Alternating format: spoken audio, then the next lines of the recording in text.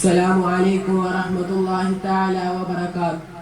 الحمد لله والصلاة والسلام على أشرف المرسلين وعلى آله وصحبه أجمعين برضا الله تعالى. أما بعد، بسم الله الرحمن الرحيم.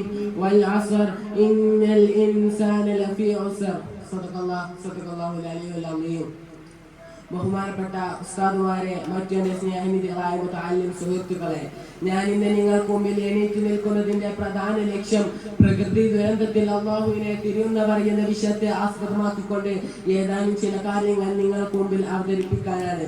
അതിന് എനിക്ക് തൗഫീഖ് നൽകിയ പ്രപഞ്ചനാഥനെ ഞാൻ ആദ്യമായി സ്തുതിക്കുന്നു.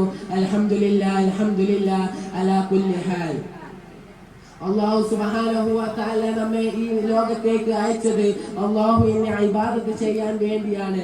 പ്രധാനമായി നാം ശ്രദ്ധിക്കേണ്ടത് ഇംതിസാലുൽ അവാമിരില്ലാഹി വ ഇജ്തിനാബുൻ നഹാവിയത്തി.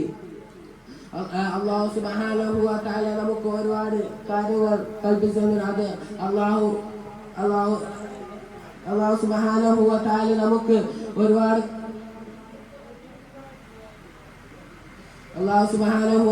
നമുക്ക് ഒരുപാട് കാര്യങ്ങൾ കാണിച്ചു തന്നത്. അത് അള്ളാഹു പറഞ്ഞതുപോലെ അനുസരിക്കുകയും അള്ളാഹു സുബ്ഹാനഹു വ തആല നിഷേധിച്ച കാര്യങ്ങൾ ഉപേക്ഷിക്കുകയും ചെയ്യുക. അല്ലാത്ത പക്ഷം തന്റെ അടിമക്ക് തക്കതായ ശിക്ഷയുണ്ടാവുന്നതാണ് അള്ളാഹു സുബ്ഹാനഹു വ തആല പറഞ്ഞിട്ടുണ്ട്. അള്ളാഹു സുബ്ഹാനഹു വ തആല നമുക്ക് ഒരുപാട് അനുഗ്രഹങ്ങൾ ഇങ്ങനെ നൽകിയിട്ടുണ്ട്. ആ ഓരോ അനുഗ്രഹവും നമ്മളിലേക്ക് ഇങ്ങനെ വന്നു ചേരുമ്പോൾ നമുക്ക് ആ അനുഗ്രഹങ്ങളുടെ വില മനസ്സിലാക്കാൻ സാധിക്കുകയില്ല. പക്ഷേ ആ ഓരോരോ അനുഗ്രഹങ്ങൾ നമ്മളിൽ നിന്ന് നഷ്ടപ്പെടുമ്പോൾ മാത്രമേ നമുക്ക് ആ അനുഗ്രഹങ്ങളെ കുറിച്ച് മനസ്സിലാക്കാൻ സാധിക്കുകയുള്ളൂ. നമുക്കെല്ലാവർക്കും അറിയാം